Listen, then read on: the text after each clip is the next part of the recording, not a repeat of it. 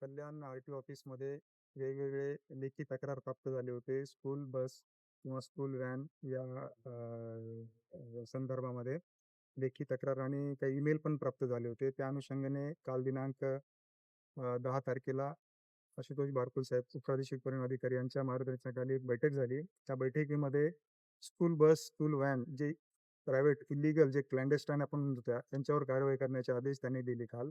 त्या आदेशानुषंगाने आज आम्ही दिनांक 11 रोजी जवळपास 12 ते 13 जे प्रायव्हेट स्कूल बस व्हॅन आहेत त्यांच्यावर कारवाई केली आहे आणि ही कारवाई यापुढेही कंटिन्यू राहील.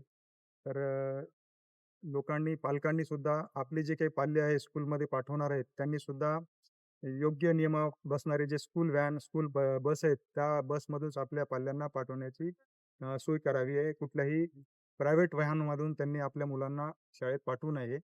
हे पालकांनी सुद्धा खबरदारी घेणे गरजेचं आहे. स्कूल व्हॅन, स्कूल बससाठी नियमावली 2011 मध्येच नियम झालेली आहे.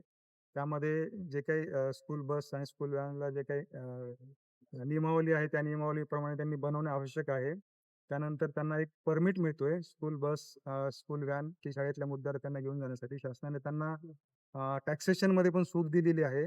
तर या गोष्टींचा सगळं फायदा घेऊन त्यांनी व्यवसाय करणं अपेक्षित आहे.